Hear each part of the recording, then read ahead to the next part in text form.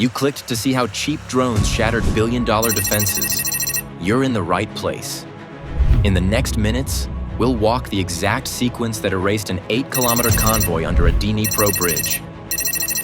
Then an X-band jammer floods Nebo M and Pancir screens with static. Fuel trucks, ammo carriers, and command nodes go next.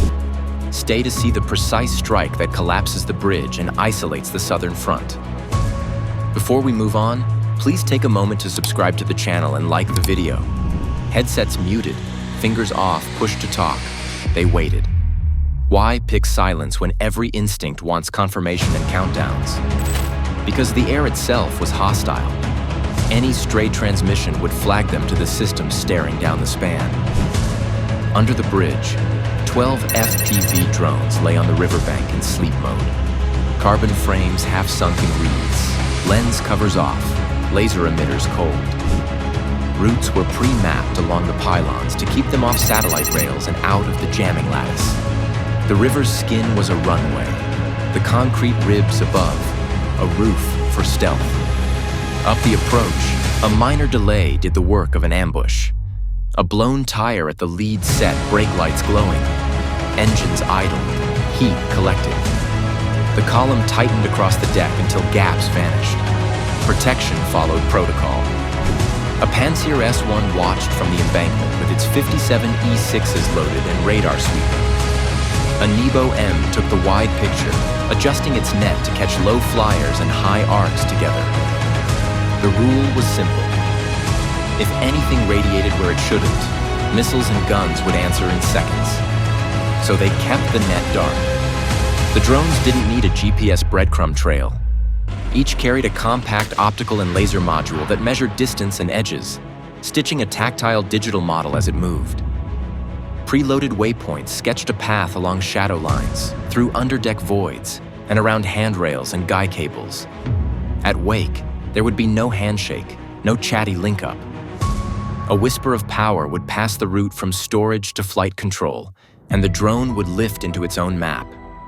Even the handoff from tablet to airframe rode on a narrow, low-power pulse, encrypted and aimed, then gone. That jam on the deck wasn't just inconvenient traffic. It transformed moving assets into a fixed target grid. Fuel trucks huffed heat into the air. Exhaust plumes rose and smeared, masking shapes and smearing signatures. Ammunition carriers and command vans settled into predictable rectangles, all within blast reach of one another. Hotspots stacked where the bridge narrowed, and the dead space beneath pushed radar lines up and away from the waterline. The operators watched thermal drift hug the central span and counted the seconds between brake releases. No one moved. Radar had its own friction. When a column slows in a tight corridor, clutter multiplies. Mode switching to stabilize returns can open brief gaps. Side lobe energy bounces off steel and water and comes back as ghosts. Track while scan logic faces more blips than it can assign with confidence, so thresholds tighten and small, low signatures slip. Those moments are short, but they exist, and they repeat as the system chases stability. The team knew that cycle from prior runs and mapped their window to it. On the feed, a fuel truck halted at center span, boxing in 2 ammo carriers nose to tail. That was the trigger. A single tap on a tablet sent the wake. Ultra brief, encrypted, directional. One ping, then silence again. On the bank, propellers spun without a beep.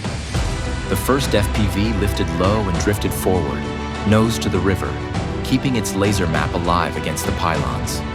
It skimmed seams where radar coverage fell off, staying below railings, slipping through the thermal haze thrown down by the trapped trucks.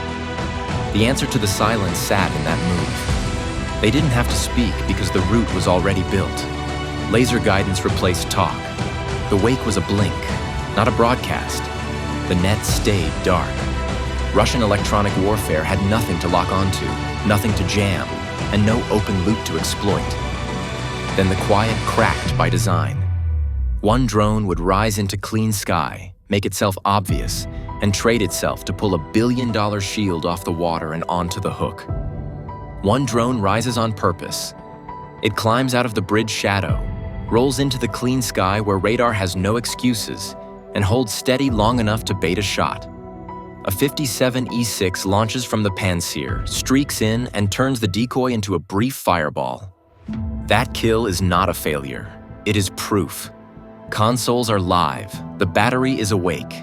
The operators get their confirmation, and with it, the countdown to a narrow window when the board is busy and attention is fixed upward. Doctrine kicks in on the Russian side. A confirmed intercept floods the Pancir console with post-shot tasks: debris plots, new search patterns, track reacquisition, and reload sequencing. Crew members clear the kill message, manage radar settle time, and start the next intercept cycle. Across the network, Nebo M adjusts gain to tame the clutter blooming over steel and water. Range gates shift, filters tighten. The system tries to stabilize the picture it just shook. It is still dangerous, but it is busy, and busy is all the attackers need. A second UAV wakes at low altitude and switches on a tight, directional X band jammer. No long blast, no theater. A short, sharp burst slams the noise figure and sours the track while scan logic on Pancir and Nebo M returns blur. False tracks pop where side lobes are strongest. The displays don't go black, they go wrong. Operators see too much, not too little, and their confidence drops in the seconds that follow. That is the gap. Functional blindness measured in heartbeats, not minutes, created by controlled overload and the system's own recovery routine. The strike ladder fires. 3 FPVs sprint first toward fuel tankers near the center span. They drive their noses into the tanks to raise a wall of fire. The flames bow outward and run with the wind, and the smoke turns the bridge deck into a tunnel of heat.